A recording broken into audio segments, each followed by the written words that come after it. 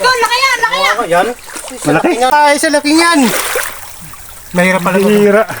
Kanina pa ako, hindi pa ako nakakakita.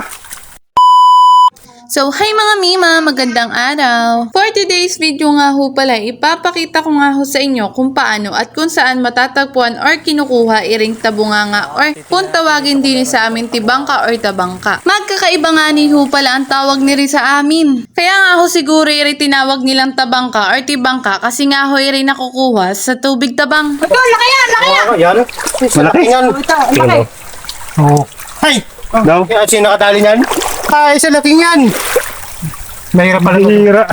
Kanina pa ako, hindi pa ako nakakakita. Iri nga ho isang uri ng suso na makukuha lamang sa sapa or di kaya sa ilog. Kung nagataka nga ho kayo kung saan makikita or kung paano kuunin ito sa ilog or sa sapa, iri nga ho nakadikit lamang sa bato. Medyo mahirap nga ho ring kunin or hanapin sapagkat iri nga ho maliit at kakulay pa ng bato. Talaga naman nga ho, mahirap nga ho talagang kumuha niri. At kung balak nyo nga ho kumuha niri, ay ihandaan nyo na nga ho ang mga sarili. Ako na nga ho nagsasabi sa inyo na medyo may kahirapan nga ho ring kunin. Kaya nga ho, tsaga-tsaga lamang sa pagkuha at talasan ng mata para nga ho kayo makarami.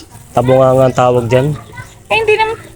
Hindi ka pa nakakakain yan. At yan Kung nakakain na ako nito, tibangka ang tawag nila sa amin. Hindi ka pa nakakain yan. Nakakain na ako niret na Sa ako kami malilinis na sapa lang yan nakukuha.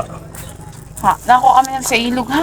Sabi ko nga ho sa inyo kanina na magkakaiba nga ho ang tawag ni Redini sa amin. Narinig nyo naman nga ho ang inapag-usapan naming dalawang mag-asawa. Na napagtalunan nga ho namin kung anong tawag dini sa suso na ere. Nakalimutan ko nga ho palang sabihin sa inyo na ang asawa ko nga ho palang kumuha ni Re, pati nga ho yung mga tito niya. First time nga ho palang makakakain ni Re ng aking asawa. Kaya nga ho naman ipagluluto nga ho natin siya. At deserve niya naman nga hong ipagluto ni Re.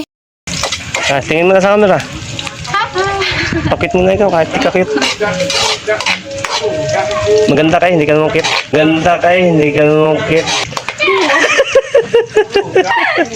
Sa mga hindi pa nga ho pala nakakaalam kung paano nga ho irilutuin, iri nga ho, madali lamang. Magigisa ka nga lang ho pala ng sibuyas bawang, pati po luya. At isunod nyo naman nga ho yung suso. Pag nagtubig-tubig na nga ho yung suso, isunod nyo naman nga ho pala yung kakanggata. Mas masarap nga ho pala sa suso kapag may gulay na pako. Kaya naman nga ho, nagpakuha na rin nga ho ako sa aking asawa. Hindi ko na nga ho pala nabidyohan ang pagkain nito. Kung nahirapan nga ho pala kayo sa pagkuha ni Re, ay ganun din nga ho pala sa pagkain nito. Kung sisip-sipin nyo nga lang ho Re, talaga namang mahihirapan ho kayo. Pwede nga ho pala kayong gumamit dito ng karayom or kahit anong matutuli sa bagay na meron dyan sa inyo. Tanggalin nyo nga ho pala yung pinakataklob ng suso bago nyo nga ho pala tusukin at kainin. Huwag nga ho kayo mag-alala at worth it naman lahat ng paghihirap nyo sapagkat iri nga ho'y napakasarap. At dito na nga ho pala nagtatapos. Yun lamang mga Mima, maraming salamat sa panunood.